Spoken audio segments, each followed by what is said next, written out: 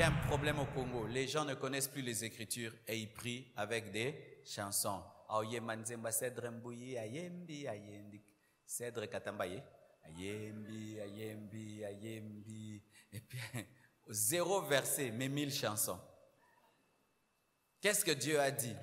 Tu connais tout ce que les musiciens ont dit, mais tu ne connais pas ce que Dieu a dit. C'est pourquoi tes prières ne sont pas efficaces. Car dans le domaine du droit, tu dois revendiquer les articles. Tu n'as pas d'articles, tu n'as que des chansons. Imagine, tu engages un avocat, il doit plaider ta cause. On dit, avocat, parle pour ton client. Il dit, attendez, j'ai une chanson. Boyo kelaye mawa mutuya boye eskako kikoyiba. Hey. On va dire, mais tu es fou.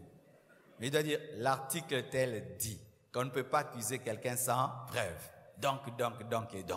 Quels sont les versets que tu as quand tu pries? Quelles sont les paroles que tu as? Lisez la Bible et puis priez. Lisez la Bible et puis priez. Lisez la Bible et puis priez. Priez avec votre Bible à côté. Rarement les chrétiens prient avec leur Bible à côté. Ils n'amènent la Bible qu'à l'église pour écouter la prédication. La Bible n'est pas seulement donnée pour lire, pour vérifier les versets, mais quand tu pries, ouvre la Bible. Et si tu n'as pas retenu la Bible, ouvre, triche. Amen. Hein? Tu peux tricher. Tu prends les psaumes, tu lis. Tu prends un verset, tu le lis et puis tu le réclames à Dieu. Lisez la Bible quand vous priez.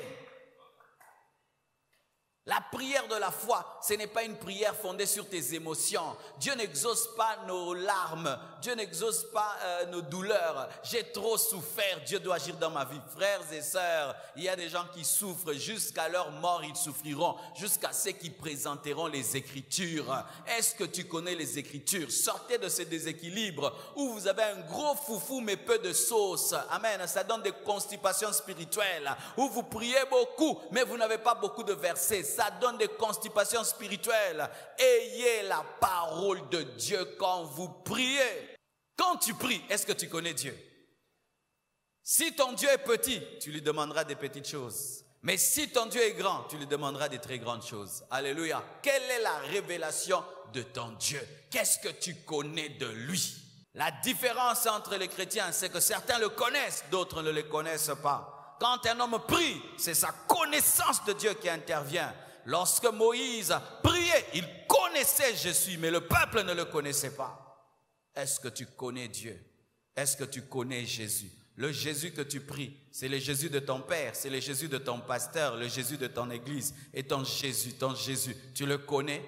C'est pourquoi moi je ne crois pas en ces choses dans les églises. Nzamba pasteur c'est ci, Nzamba pasteur c'est là, Nzamba pasteur c'est ci. Non, non. Dans le Nouveau Testament, il n'y a pas Nzambeya. C'est ton Dieu. C'est ton Dieu, tu dois le connaître. Alléluia. Dieu d'Abraham, Dieu d'Isaac, Dieu de Jacob. Oh, mais maintenant nous connaissons son nom, c'est Jésus. Alléluia. Tu dois connaître Jésus. Il est fidèle, il est miséricordieux, omnipotent, omniscient, omniprésent. Il a la capacité de t'exaucer en tout moment. Tu dois chercher à le connaître. C'est pourquoi quand tu pries, dis à Dieu, aide-moi à te connaître.